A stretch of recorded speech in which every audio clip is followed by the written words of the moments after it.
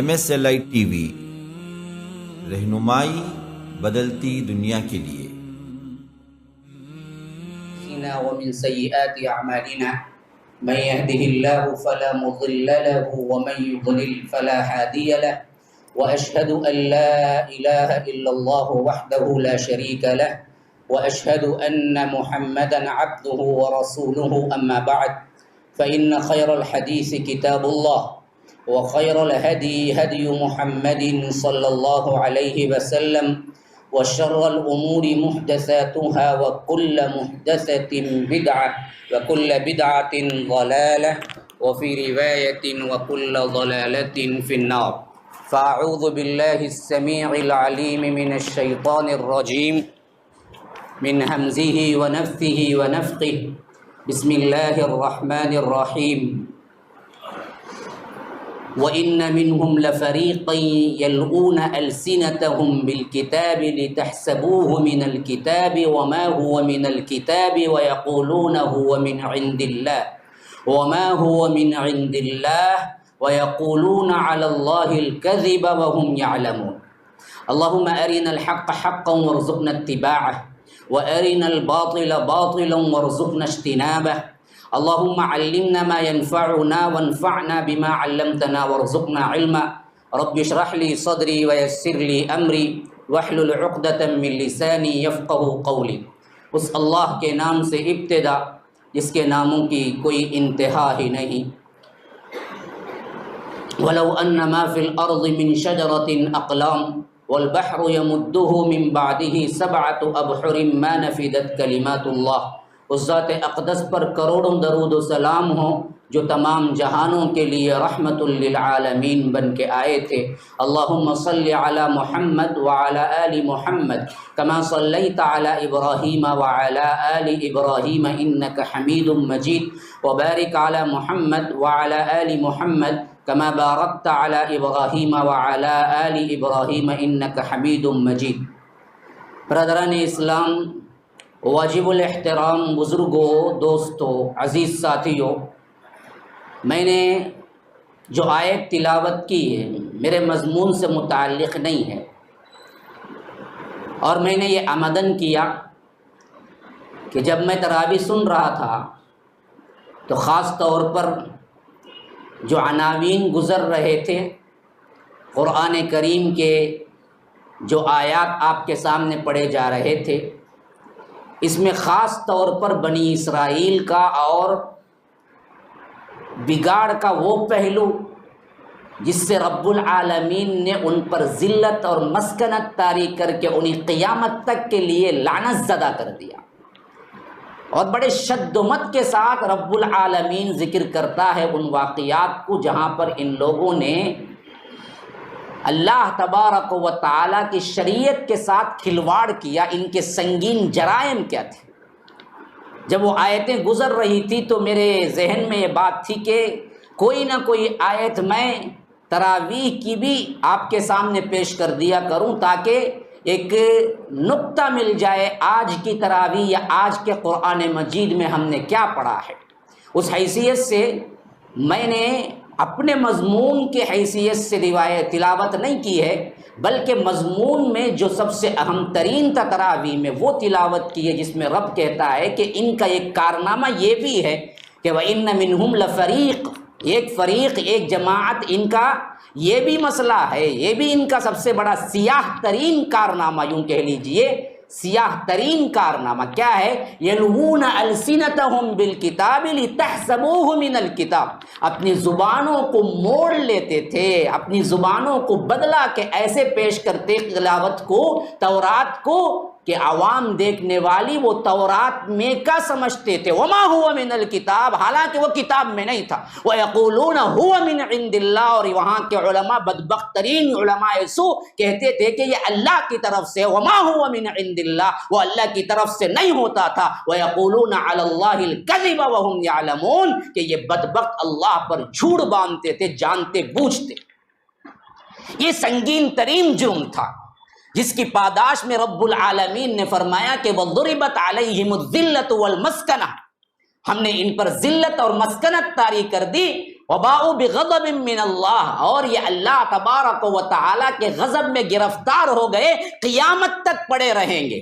من لعنہ اللہ وغضب علیہ وجعل منہم القردۃ والخنازیر وعبد الطاغوت اولئک شر مکانا واضل عن سواء السبیل۔ یہ ہیں وہ بدبخت جو اللہ تبارک و تعالی نے جن پر لعنت کی ہے، جن کی نسل کے اندر بندر بنائے، سور بنائے۔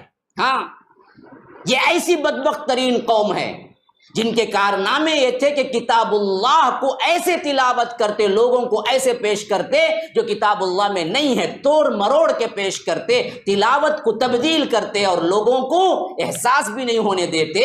یہ علماء سو سے جب گرفتار ہوئی بنی اسرائیل تو یاد رکھو پھر رب العالمین کے ایسے عذابات نازل ہوئے جو قیامت تک کے لیے رکھ دیے گئے۔ یہی حالت آج امت مسلمہ کی ہے۔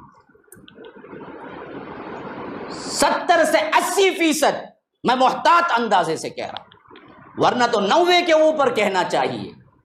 ہماری جماعت اور ہمارے مسلمانوں کے اندر وہ علماء سو پیدا ہو چکے ہیں جو قرآن کی تلاوت کو تو نہیں بدل سکتے، لیکن معنی کے اعتبار سے بالکل یہی کام کر رہے ہیں جو رب ذکر کرتا ہے کہ یلوون السنتہم بالکتاب لتحسبوہ من الکتاب۔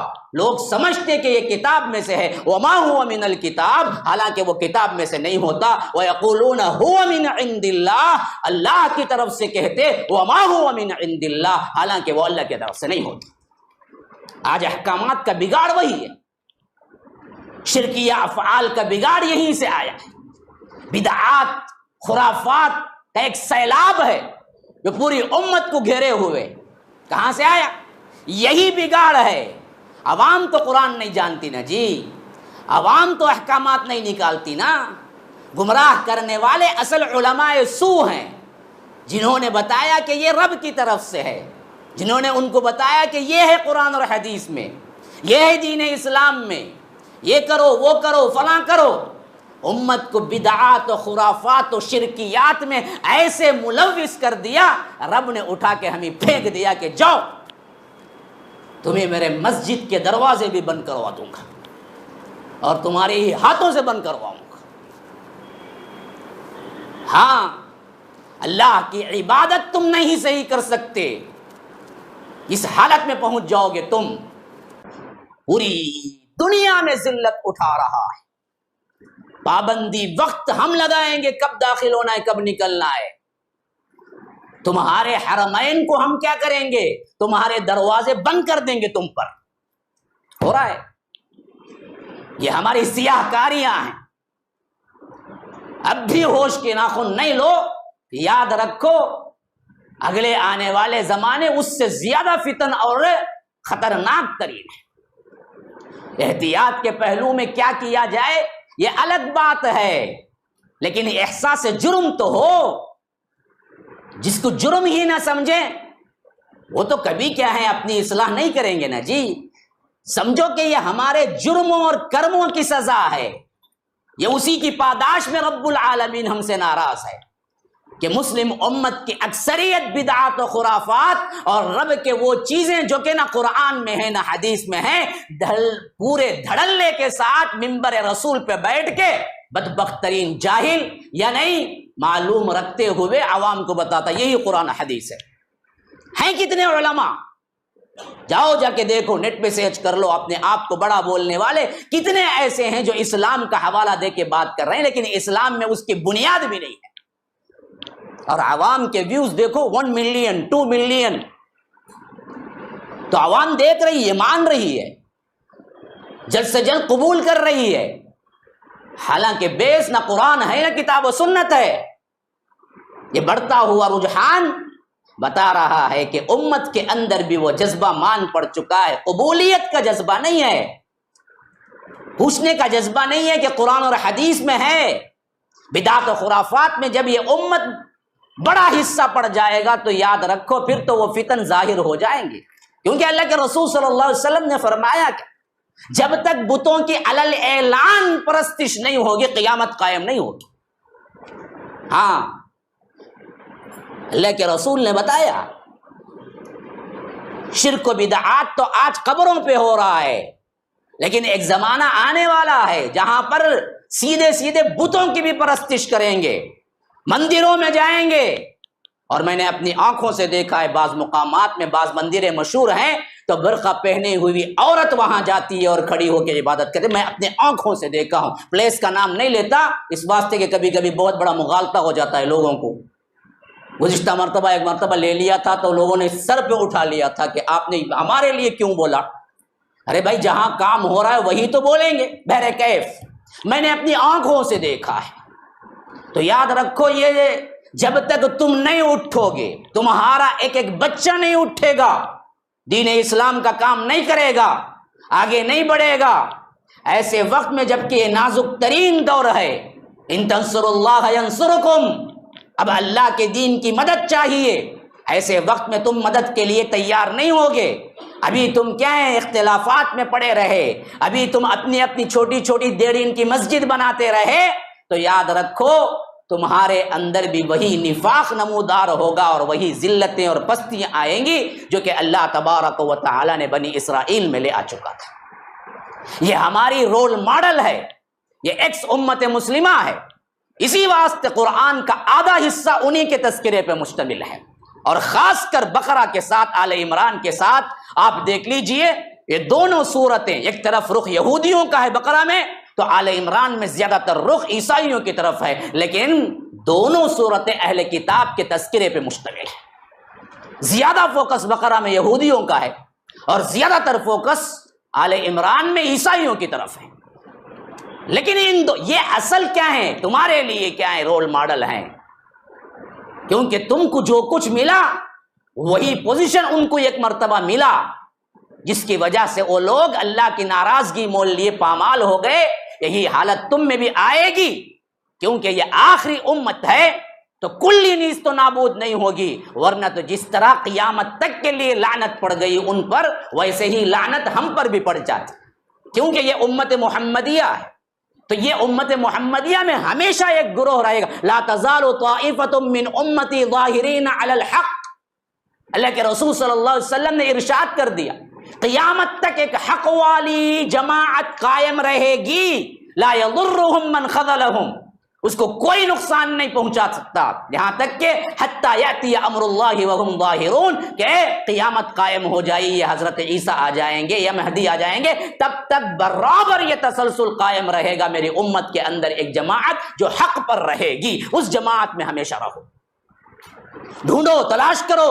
زندگی کھانے پینے کا نام نہیں ہے، زندگی صرف موج مستی اڑا دینے کا نام نہیں ہے. زندگی بہت بڑی قیمتی چیز کا نام ہے جس کے عوض تمہیں آخرت کی زندگی ملنے والی ہے. تلاش کرو، دیکھو، اس جماعت کے ساتھ رہو، کیونکہ یہی ایک جماعت ہے جس کو رب العالمین نے اپنے حبیب کے ذریعے فرمایا کہ سب کے سب جائیں گے جہنم میں الا واحدہ، ایک ہے جو صرف جنت کو جائے گا، اور وہی جماعت ہے جس کی صفت لا تزال طائفۃ من امتی، میرے دور سے لے کر قیامت تک وہ تسلسل چلتا رہے گا، برابر کبھی منقطع نہیں ہوگا. کتنا گھٹا ٹوپ اندھیرا کیوں نہ چھا جائے، ایک امت یعنی ایک جماعت یعنی کوئی نہ کوئی صحیح دین پر قائم رہے گا. کلی طور پر دین سے پوری امت یا پوری امت مسلمہ نکل جائے گی، یہ صحیح طور پر نہیں اپنائے گی، ایسا دور کبھی نہیں آئے گا. تو 2019 میں بھی کوئی تھا، 2021 میں بھی کوئی ہے جو مکمل طور پر حق پر ہے. ڈھونڈنا تمہارا اپنا کام ہے، ڈھونڈو، دیکھو، اپنے آپ کو اس راہ میں کش دو، تبھی رب العالمین قبول کرے گا. ٹھنڈے ٹھنڈے کیا ہے، اللہ اللہ خیر صلی اللہ، 5 نمازیں پڑھ لیے، کھا لیے، پی لیے، عید منا لیے، یہ زندگی نہیں ہے میرے بھائیو، یہ دور وہ نہیں ہے.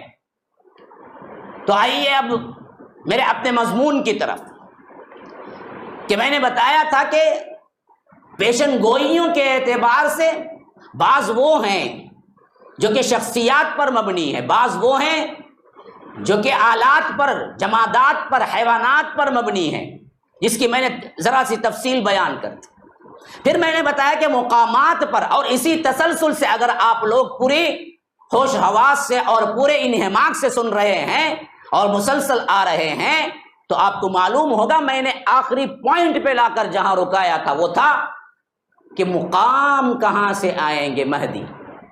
شخصیات پر مہدی کا آنا تو معلوم ہو گیا، اور اسی میں دجال کا اور اسی میں حضرت عیسیٰ کا. لیکن یہ جو زیادہ تر مشہور ہو گیا ہے کہ فلاں سے آئیں گے، یہاں سے آئیں گے، ایسا ہوگا ایسا ہوگا، تو پہلے کلی طور پر یہ بات سمجھ لیجئے کہ مہدی کا آنا متواتر احادیث سے ثابت ہے، لیکن ان کی جگہ کا تعین کہیں بھی نہیں ہے. صحیح طور پر روایات میں کسی بھی خاص جگہ کے اوپر متعین کر کے صحیح احادیث سے ثابت نہیں ہے، الا یہ کہ بعض ضعیف روایتوں میں خراسان، اصفہان وغیرہ کے الفاظ آئے ہیں جو کہ آج کے خراسان اور اصفہان کا نہیں ہے، یہ عرب کا خراسان اور اصفہان ہے. عرب کے اس دور میں جب کہ اللہ کے رسول صلی اللہ علیہ وسلم نے کہا کہ مہدی خراسان سے نکلیں گے، یا ان کی مدد کے لیے خراسان سے سیاہ جھنڈے آئیں گے، یا اصفہان کا لفظ آیا، تو یہ تمام الفاظ اگرچہ اس کو صحیح مان بھی لیں احادیث کو، جس میں محدثین کا کلام ہے کہ وہ ضعیف ہیں، تو بھی عرب میں اس وقت خراسان کون سا تھا؟ آج چھوٹا سا ایک ایریا ہے ایران کا. آج کے میپ میں خراسان ایران کا ایک چھوٹا سا ایک ایریا ہے، یوں سمجھ لو چھوٹی سی ایک بستی، ایک شہر ہے. لیکن جب اللہ کے رسول صلی اللہ علیہ وسلم نے کہا، اس وقت خراسان وہ نہیں تھا، وہ بہت بڑا تھا. یہی معاملہ اصفہان کے ساتھ بھی ہوگا. یہ بھی دراصل کیا ہے، مشرق میں آتا ہے، لیکن وہ اصفہان نہیں جو اللہ کے رسول صلی اللہ علیہ وسلم کے دور مبارک میں اصفہان تھا. تو معلوم ہوا کہ جو لوگ اپنے اپنے تعین، اپنے اپنے خیالات یا رائے کے اعتبار سے مشرق کی طرف، یا یوں سمجھ لیجئے کہ وہ مقامات جو ایشیائی ممالک میں آتے ہیں اس طرف کر کے کہہ دیے کہ مہدی ادھر آئیں گے، عجم تو اب صرف اور صرف مدد کے لیے ہیں، عرب پورے نیست و نابود ہو جائیں گے، یہ دراصل کہنے کے لیے کوئی بھی دلیل نہیں ہے. خاص کر ڈاکٹر اسرار احمد حفظہ اللہ رحمہ اللہ کہنے میں مجھے کوئی شک نہیں ہے، اللہ تعالیٰ ان کی غلطیوں کو معاف کرے، انہیں بلند درجہ عطا کرے. لیکن انہوں نے پیشن گوئیوں کے تعلق سے جو غلط فہمیاں پیدا کر دی، اور عربوں کے تعلق سے جو غلط فہمیاں پیدا کر دی، وہ انٹرنیشنل طور پر اثر رکھتا ہے. حالانکہ بات یہ نہیں ہے، عربوں کی بربادی بالکل صحیح ہے، لیکن وہ یہ نہیں ہے جو اب بربادی ہونے کا ہے. عربوں کی بربادی اس وقت کی ہے جب بالکل قرب قیامت کی بڑی بڑی نشانیاں عائد ہو جائیں گی، جہاں تک کہ خود کعبۃ اللہ ویران ہو جائے گا. ایک زمانہ وہ آئے گا، اس وقت کی بربادی بالکل یقینی ہے، جس میں اللہ کے رسول صلی اللہ علیہ وسلم نے صاف کہا کہ ایک حبشی شخص کعبۃ اللہ کی دیواروں کو توڑے گا، اور اس وقت کوئی اسے روکنے والا نہیں ہوگا. یہ بربادی آئے گی بہت ہی آخری زمانے میں. یوں سمجھ لو، بعض تو کہتے ہیں حضرت عیسیٰ کے نزول کے ہونے کے بعد، ان کی حکومت ہونے کے بعد، مدینہ جا کر وہ سیٹل ہونے کے بعد، پھر عمرے کی نیت سے وہاں پر پہنچ کر مکہ مکرمہ میں، پھر اس کے بعد حج کے لحاظ سے حج ختم کر کے مدینہ منورہ میں کچھ دن سکونت اختیار کرنے کے بعد اللہ تبارک و تعالی ان کو وہی روح قبض کریں گے، وہی مدینے میں وفات ہوگی، وہی اللہ کے رسول صلی اللہ علیہ وسلم کے قبر مبارک کے اندر، روضہ مبارک کے اندر ان کو بھی دفن کیا جائے گا. کیونکہ ایک حصہ ابھی خالی ہے، ایک حصے کی طرف حضرت ابو بکر ہیں، پھر اسی کے پیچھے حضرت عمر ہیں، تو اس طرف کا حصہ اور خالی ہے، وہاں پر حضرت عیسیٰ کو دفن کیا جائے گا. پھر ایک مدت گزرے گی، پھر اس کے بعد پورا ہی معاملہ، پورا ہی معاشرہ، پوری ہی مسلم امہ دین سے بیگانہ ہو جائے گی. تب جا کے وہاں پر ویرانی چھائے گی. اس ویرانی کے وقت عربوں کی تباہی ہے، وہ بہت الگ معاملہ ہے. اس وقت کی تباہی نہیں، جو کہ بہت ہی غلط طریقے سے لوگوں کو کیا ہے، پیشن گوئیوں کو توڑ مروڑ کے پیش کیا جا رہا ہے کہ دیکھو دجال کا بھی محل بن گیا ہے مدینے کے قریب. دیکھیے اتنی بڑی سرخی لگی ہوئی ہے یوٹیوب پہ، آپ جا کے تلاش کریں تو ان بدبختوں نے کیا کیا ہے. سعودیہ کی دشمنی کس وجہ سے ہے یا کس وجہ سے نہیں ہے یہ تو پتہ نہیں ہے، ہمیں دراصل حقیقت حال دیکھنا چاہیے. لیکن اب لکھا گیا ہے کہ دیکھو کہ دجال کا محل مدینے کے قریب تیار ہو چکا ہے، کام ہو رہا ہے. اور سعودیہ میں ایک سٹی بن رہی ہے جو بہت ہی کیا ہے عجیب و غریب جنت کی طرح بن رہی کہتے پتہ نہیں ہم جاؤ نہ سلمان سے پوچھے نہ محمد سے پوچھے، لیکن ان کو پوری نیوز آ گئی، ڈائریکٹ آتی ان کو بعض نیوز جو خلاف میں ہے نا جی، ہم بھی کوئی فیور میں نہیں ہے جی، ہم غلطی وہ غلطی ہی کریں، لیکن جو تعبیرات غلط ہو گئے نا وہ دین کی تعبیرات ہیں، اس کے لیے بولنا ہی پڑے گا۔ تو بعضوں نے کیا کہی تھے وہ سٹی ہی دجال کے لیے تیار ہو رہی ہے، حالانکہ آپ سب کو معلوم ہے مکے میں بھی داخل نہیں ہوگا، مدینے میں بھی داخل نہیں ہوگا، وہاں پر تو دروازوں پر کیا ہے فرشتے کھڑے ہوئے ہوں گے، اس کی ہمت بھی نہیں ہوگی وہاں پر آنے کی۔ اور آج کا مدینہ اور آج کا مکہ مکرمہ اٹھا لیجئے تو وہ خود کیا ہے اتنی بڑی سٹی ہے کہ آپ اندازہ نہیں کر سکتے تو کتنے ایریے تک وہ داخل نہیں ہوگا، اس کی حد بندی جب وہ آئے گا تبھی حقیقی طور پر معلوم ہوگا۔ بہرے کہ بعض لوگوں نے پلیسز کے اعتبار سے بڑے مغالطے کیے اور بڑے کیا ہیں عوام کو دھوکے دیے ہیں، اور پورا مشرق کو ساتھ میں لے کے کہہ دیا کہ دیکھو اب کچھ جہاد اٹھنا ہے، اب کچھ تحریک اٹھنا ہے، اب فلاں ہوگا، غزوہ ہند ہوگا، تو وہ سب کچھ کہاں ہوگا؟ ایسٹ میں ہوگا، ویسٹ میں کچھ نہیں ہے، عرب میں تو تباہی ہے۔ تو ہمارے لوگ خوش ہو جاؤ تو کیا کرو، بیٹھے بیٹھے ہر روز ایک تحریک نکالو، انہیں یہ تحریک، انہیں بی، انہیں سی، انہیں ڈی، زیڈ تک تحریکات، روزانہ کون نہ کون اٹھا میرے پیچھے دست میں آئیں کہ کئی کو مہدی آنے والے، میں بھی جاؤ ملتا ہوں ان کے ساتھ، تمہیں بھی آ جاؤ ایک 4 جنے مل کو۔ عجیب و غریب تحریکات کا جو روز مرہ یہاں پر کیا ہے نزول ہو رہا ہے نا جی، وہ کیوں ہو رہا ہے؟ یہی اندر کا خیال ہے کہ ویسٹ میں تو ہونا کچھ نہیں، عرب تو گیا پانی میں، رہی بچی کون سی بات، اب مشرق ہے، تو پورے جتنے تحریکات اٹھیں گے وہ کہاں سے اٹھیں گے بھائی؟ مشرق سے اٹھیں گے۔ کون مدد کو آئیں گے جی؟ وہ ہم مدد کو آئیں گے۔ مہدی کہاں سے نکلیں گے؟ مشرق سے نکلیں گے۔ یہ بات اصل میں کیا ہے؟ غلط فہمیاں ہیں۔ حقیقت حال پہلی چیز یاد رکھ لیجئے، مہدی علیہ السلام یا مہدی رحمہ اللہ متعین طور پر کہاں سے نکلیں گے کسی صحیح حدیث سے ثابت نہیں، پہلی بات۔ دوسری بات، اللہ کے رسول صلی اللہ علیہ وسلم نے صاف طور پر یہ کہا ہے، بعض روایتوں کو اگر صحیح مان لیا جائے کہ مشرق سے نکلیں گے، لیکن کون سا مشرق؟ کون سا مشرق؟ مدینے کا مشرق یا پوری دنیا کا مشرق؟ یہ نہیں دیکھے، ایسٹ نکلیں گے، ایسٹ یہاں دنیا کا ایسٹ ہے یہ، لیکن مدینے کا تو ایسٹ نہیں ہے نا۔ اب اللہ کے رسول صلی اللہ علیہ وسلم نے کس تناظر میں کہا کہ مدینے کا ایسٹ تھا وہ یا پوری دنیا کا تھا؟ وضاحت نہیں، بالکل بھی وضاحت نہیں ہے۔ جب پوری دنیا کا بھی ہو سکتا ہے، مدینے کا بھی ہو سکتا ہے، تو آپ متعین کر کے نہیں کہہ سکتے کہ یہی ہوگا۔ اچھا، اب اس میں بھی دراصل کیا ہے دیکھیے، اور ذرا تفصیل میں جائیں جگہوں کے سلسلے میں، پیشن گوئیاں جو آئی ہیں جس میں توڑ مروڑ کے پیش کر دیا گیا ہے۔ پہلی چیز حدیث میں آتا ہے کہ ایک جنگ ہوگی، وہ جنگ کیا ہوگی؟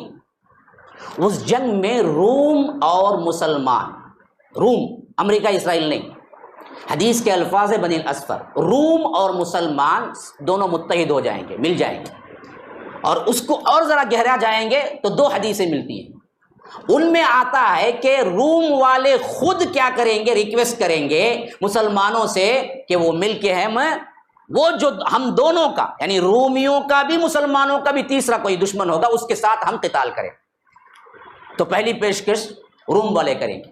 دوسری حدیث میں یہ الفاظ بھی آئے ہیں کہ مسلمان بھی کریں گے، گویا کہ دونوں طرف سے دونوں لوگ بلائیں گے، آؤ ہم دونوں مل کر یہ تیسرے کو ماریں گے۔ وہ تیسرا کون ہے؟ بعض لوگوں نے ابھی سے قیاس آرائیاں کی ہیں کہ وہ تیسرا کون ہوگا؟ چینی ہوگا، کیونکہ یہ دونوں گئے گا تو کون باقی ہے؟ دوسری ذات چین، چائنا کو ماریں گے۔ اب خاص کر جو وہ پر نکال رہا ہے اس حیثیت سے کیا ہے، اور جو کچھ مسلمانوں پر مظالم ہو رہے ہیں چائنا میں، دوسری جگہ ہو رہے ہیں، کم از کم معلوم ہوتا ہے چائنا ایک ایسا ملک ہے جس میں مسلمانوں پر جو مظالم ہو رہے ہیں دنیا میں معلوم ہی نہیں ہے لوگوں کو کیا ہو رہا ہے۔ ہاں، کم از کم برما کا بھی کچھ احوال معلوم ہو جاتا۔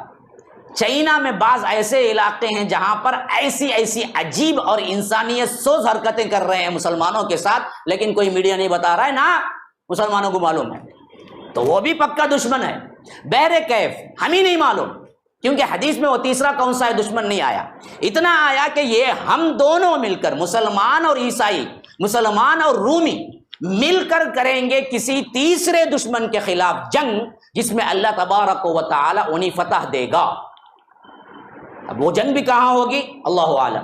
اچھا، فتح ہونے کے بعد مال غنیمت کی تقسیم ہوگی، بہت بڑا مال غنیمت ملے گا، اور اس مال غنیمت کی تقسیم ہوگی. اس تقسیم کے بعد واپس ہو رہے ہوں گے تو مسلمان اور عیسائی اکٹھے ہی واپس ہو رہے ہوں گے ایک ٹیلوں والی جگہ پر. پتہ نہیں وہ ٹیلے والی جگہ کہاں ہوگی. بعضوں نے کیا کر دیا، جب طالبان ابھرے تھے تو افغانستان کہہ دیا تھا، حالانکہ وہ آئے بھی چلے بھی گئے، مسئلہ بھی ختم ہو گیا. تو اس طرف جنہوں نے اشارہ کیا تھا 2000 میں یا 99 میں، ان کے اشارے بیکار گئے. تو اس واسطے قیاس آرائیاں نہیں کرنا چاہیے، صرف ہم کو اطلاع دینا ہے کہ یہ آیا ہے، یہی ہے، بولنے کے لیے کوئی ثبوت نہیں ہے. کیونکہ اگر ویسے کہہ لیا جائے تو بعد میں پشیمانی بھی اٹھانا پڑتی ہے. تو بہر کیف وہ نہیں ہوا، کوئی ہوگا آگے چل کر. تو وہاں ٹیلوں والی جگہ پر جب وہ اپنے تلواروں کو زیتون کی درختوں کے ٹھالیوں میں، ٹہنیوں میں، شاخوں میں لٹکا کے آرام کر رہے ہوں گے، تو اس وقت دراصل ایک عیسائی آ کے کہے گا کہ جو جنگ ہم نے جیتی یہ اصل میں صلیب کی وجہ سے ہے، تو صلیب بلند ہو، یہ نعرہ لگائے گا. ایک مسلمان جو دیکھ رہا ہوگا اس کو انتہائی غصہ آئے گا، وہ کہے گا کہ صلیب کی وجہ سے نہیں بلکہ مسلمانوں کی وجہ سے، اللہ اکبر. پھر کہے گا اس کو کہ تو صلیب کہتا ہے، اور اس کو قتل کر دے گا. جب وہ قتل کرے گا تو ادھر عیسائی کیا کریں گے، ان پر دھاوا بول دیں گے اور زبردست جنگ شروع ہوگی. جو مل کے لڑے تیسرے دشمن سے، وہی دونوں آپس میں پھر کیا ہو جائیں گے، بڑی زبردست جنگ شروع ہو جائے گی. جو اعلان کرے گا کہ صلیب کی وجہ سے ہوا ہے، ادھر مسلمان اٹھیں گے اس کو قتل کریں گے. یہ ایک قتل کی وجہ سے یہ لوگ پورا معاہدہ ہی توڑ دیں گے اور مسلمانوں کو مارنا شروع کر دیں گے. ایسا ماحول ہوگا تو کوئی پکارنے والا پکار کے کہے گا کہ دیکھو تمہارے گھروں میں پیچھے، تم یہاں تو لڑ رہے ہو لیکن تمہارے گھروں میں پیچھے دجال آ چکا ہے. یہ ماحول بالکل یہ آج کا ماحول ہے نا، ہرگز بھی وہ نہیں ہوگا، تب کچھ اور ہوگا. وہ تو آج وہ نشانیوں کو منطبق کرنا دراصل بالکل ہی جہالت ہے. وہ زیتون کے درخت کہاں گئے، وہ ٹھالیاں کہاں گئی، تلوار سے جنگ ہوگی، گھوڑوں سے جنگ ہوگی، یہ زمانہ ہے ہی نہیں. کوئی اور زمانہ ہے جہاں پر یہ ہوگا مہدی کا. تو اس وقت وہاں پر جو ہوں گے ان کے سردار، آپ کو تو معلوم ہے، پہلے میں نے بتا دیا، دجال کا جو خروج ہے اس کے لیے کیا زمانہ ضروری ہے، کیا زمانہ ضروری ہے، مہدی کا ہونا ضروری ہے. مہدی ہی کی زندگی میں دجال آئے، یہ بات کل میں تفصیل کے ساتھ بیان کر دیا.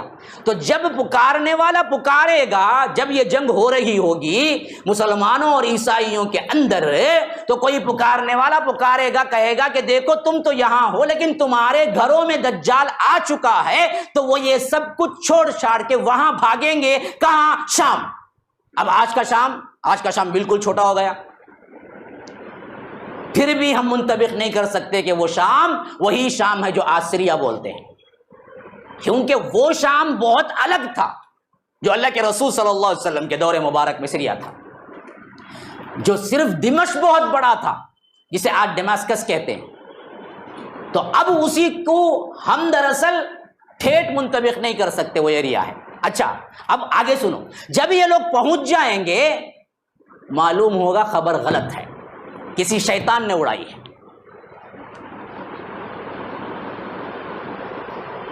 نہیں، ابھی دجال نہیں آیا ہوگا. جب یہ لوگ جنگ چھوڑ کے بھاگے تھے اس وقت دجال نہیں آیا ہوگا. جب یہ گھروں کو پہنچ کے ان کو جب معلوم ہوگا کہ خبر غلط ہے، تو پھر وہ دراصل جس جنگ کو چھوڑ کے آئے تھے وہاں جانے کے لیے سوچ رہے ہوں گے. پھر ایک واقعہ رونما ہوگا. وہ کیا ہوگا انشاءاللہ میں اگلی مجلس میں رکھتا ہوں. ھذا وباللہ التوفیق وصلی اللہ وسلم علی نبینا محمد. اسأل اللہ لی ولکم ولسائر المسلمین من کل ذنب فاستغفروه انه هو الغفور الرحیم. سبحانک اللہم وبحمدک اشہد ان لا الہ الا انت استغفرک واتوب الیک. والسلام علیکم ورحمۃ اللہ وبرکاتہ.